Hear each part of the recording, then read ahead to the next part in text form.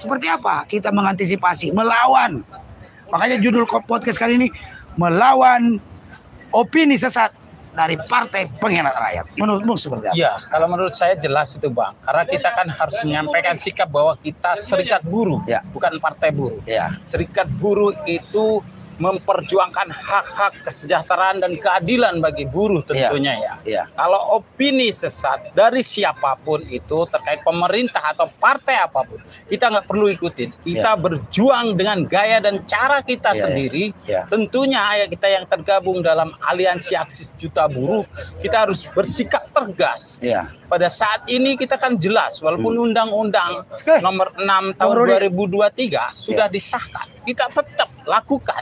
Ya. Litigasi dan non litigasi. Litigasinya seperti apa? Kita melakukan judicial review ke MK. Yang hari Semoga Mahkamah Konstitusi menjadi benteng terakhir pencari keadilan kita. Non litigasinya, jika memang Mahkamah Konstitusi tidak menjadi harapan kita, kita siap terjun dengan cara kita, menggalang massa lebih luas untuk menunjukkan bahwa kekuatan rakyat itu ada. Karena kita tidak bisa menitipkan nasib ke kita pada partisan, kepada pemerintah maupun kepada kaum kapitalis, Pak. Kita harus berjuang bersama-sama menyingsingkan lengan kita. Ya, artinya kan teman-teman, bagaimana gerakan buruh juga mengantisipasi opini sesat agar tidak tertipu lagi. Jelas. Nah, artinya kan harus disampaikan bahwa partai-partai kepada anggota kita nih khususnya ya, kaum buruh Indonesia, bahwa ini loh partai-partai pengkhianat rakyat yang tidak layak lagi berada di legislatif, karena DPR menurut Abang mewakili rakyat atau mewakili siapa? Oh tidak. Oh ya, seperti apa? Tapi esensinya harusnya kan DPR Dewan Perwakilan Rakyat. Mereka dipilih rakyat. Harusnya kembali ke rakyat, Pak. Tapi pada implementasinya DPR saat ini tidak mewakili suara rakyat, hanya mewakili kehendak kaum kapitalis, para cukong-cukong. Para kaum pemodal, para eksekutif, titipan kata, redaksi, undang-undang, tiap jamnya berapa. Itu yang bikin kita kecewa. Itu yang bikin kita gondok. Setelah mereka duduk di kursi yang empuk, duduk dengan singgasana tahta yang lupa. Padahal sebelumnya waktu mau pemilu datang minta-minta ke basis. Jelas. Pilih saya. Saya akan merakyat, mengentaskan kemiskinan ini itu. Pada prakteknya sekarang gimana, Bang? Itu yang buat kita prihatin. Ya, jadi suara tulus kita dibayar dengan lahirnya undang-undang Omnibus Law cilaka ini. Itu ya kan? Kurang ajar nggak itu? Kurang ajar, Bang. Beresek nggak itu? Beresek itu. Diberi itu, Bang. Iya. Jadi apalagi pemirsa, jadi kan jelas nih bahwa memang apalagi ini buruh harus waspada, jangan mau tertipu lagi oleh para anggota legislatif, terutama partai-partai yang kalau tidak salah ada 7 ya, partai yang mendukung lahirnya undang-undang Omnibus Law. Bahkan terang-terangan ada salah satu ketua komisi yaitu Bambang Pacul yang menyatakan siap mengikuti instruksi ketua umum. Jadi Dewan Perwakilan Rakyat bukan mewakili rakyat, mewakili kepentingan ketua umum. Gimana menurut? Kalau menurut saya, Bang, partai itu siapapun yang jadi, tentunya kalau kita sudah duduk di Dewan Perwakilan Rakyat itu bukan implementasi menurut kata dari si pimpinan partai. Tapi bagaimana bisa mengejawantahkan, bisa memperjuangkan hak-hak rakyat dan buruh, tentu aspirasinya kita dengar. Boleh kita taat partai, tapi kan bisa menempatkan kapan di saat kita harus ke partai, kapan di saat kita harus memperjuangkan buruh. Jadi kayaknya rapat paripurna atau rapat dengar pendapat itu sama dengan rakernas partai masing-masing. Dan itu menjadi formalitas saja soalnya, Pak. Karena itu menjadi core. Siapa yang ayo setuju. Ya kan? Padahal partai politik itu tentu saja adalah kendaraan politik ya. Betul. Untuk menuju menjadi anggota legislatif seperti disyaratkan oleh konstitusi kita. Artinya undang-undang pemilu yang mensyaratkan bahwa kalau ingin mewakili rakyat, duduk di kursi DPR, sekian dukungan dari rakyat. Nah, hari ini dia datang lagi mau mengemis-ngemis ke kita, minta didukung. Jangan ketipu 2 kali kita, Pak. Jadi bagaimana himbauan Pak Hardi ini selaku himbauan saya terkhususnya wabil khusus pada buruh di Indonesia tentunya dan khususnya rakyat dari segala golongan elemen, jangan lagi kita tertipu kepada janji-janji manis caleg janji-janji manis calon eksekutif. Kita harus pintar menyaring bagaimana suara kita akan dilabuhkan ke siapa itu, Pak. Suara itu penting. Setidaknya kita memilih siapa. Jika salah pilih 5 tahun ke depan, suara kita akan sia-sia. Kita akan menjadi penyesalan di belakang. Kita harus sigap dengan bagaimana kita mensosialisasikan ke anggota, sosialisasi edukasi dengan baik, agar jangan salah pilih. Kita memilih orang yang tentunya mensahkan Omnibus Law, itu kita hindari.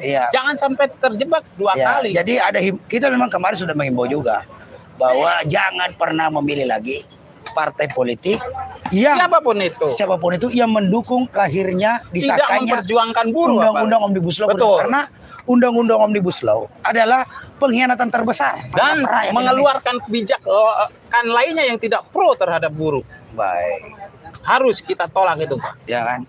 Jadi kita lawan ya opini lawan, sesat. Bang. Opini sesat dari partai pengkhianat rakyat. Betul. Jadi sekali lagi para pemirsa saya ingatkan bahwa Undang-Undang Omnibus Law Cipta Kerja yang hari ini nomornya nomor 6 tahun 2023 yang saat ini sedang digugat beramai-ramai uji formil di Mahkamah Konstitusi, baik itu oleh elemen buruh lain maupun ada 15 serikat pekerja, serikat buruh, federasi ataupun konfederasi, ada 15 yang tergabung dalam aliansi Aksis Juta Buruh di Mahkamah Konstitusi adalah, ini saya garis bawahi, ingat ya, Undang-Undang Omnibus Law Cipta Kerja nomor 6 tahun 2023 adalah pengkhianatan terbesar daripada rejim penguasa ini beserta dengan legislatif DPR RI terhadap rakyat Indonesia. Betul. Karena itulah sumber malapetaka bagi rakyat dan buruh tentunya. Sumber masalah bagi rakyat.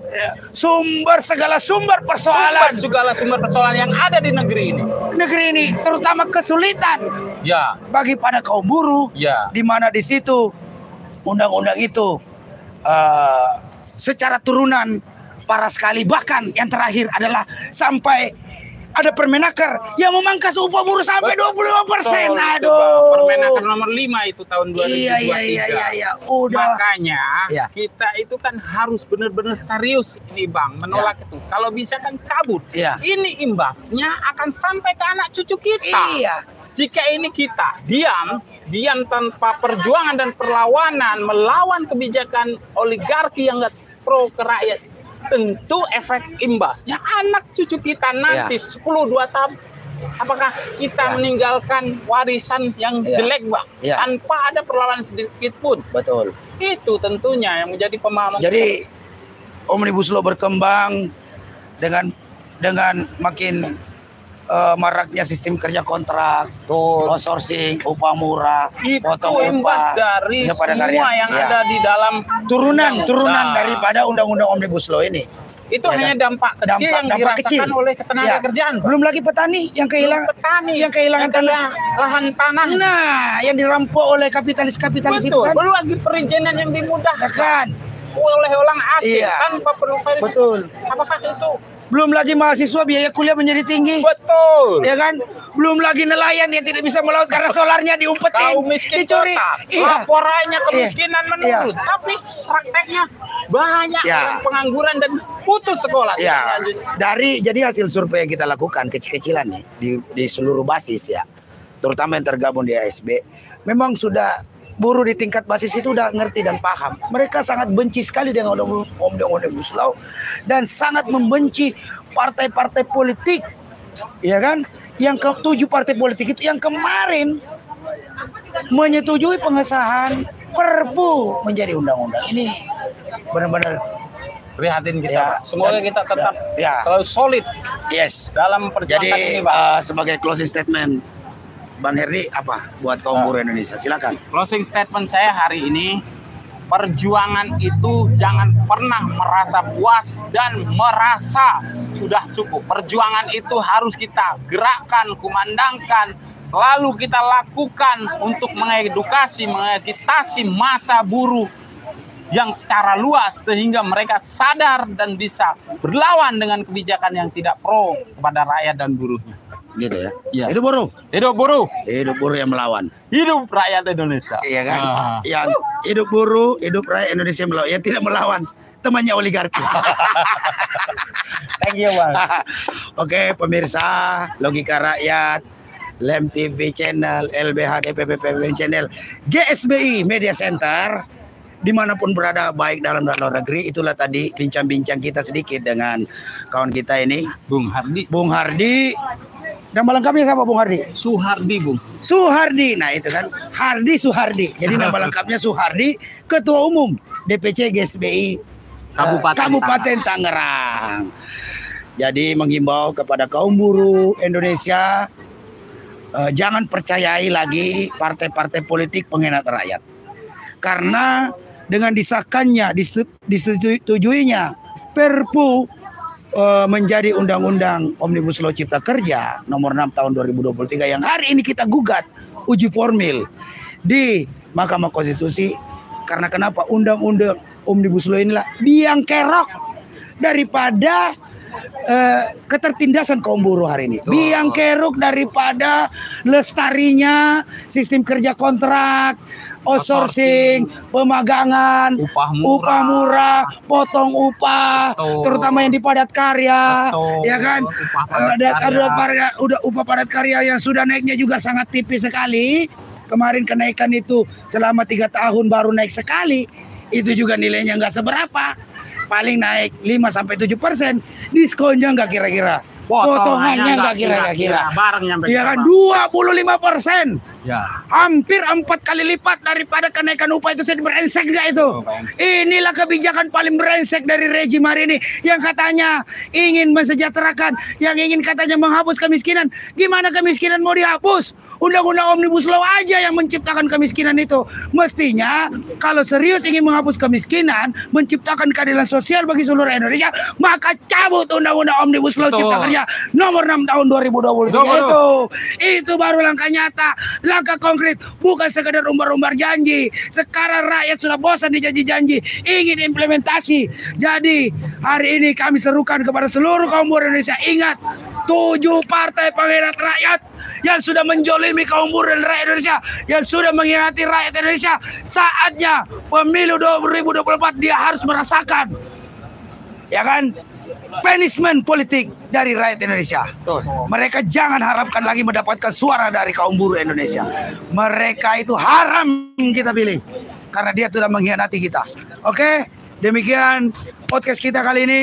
Nanti kita akan sambung lagi setelah sidang MK selesai. Di depan MK tentunya. Demikian. Assalamualaikum warahmatullahi wabarakatuh. Hidup rakyat Indonesia yang melawan. Yang tidak melawan temannya oligarki. Thank you.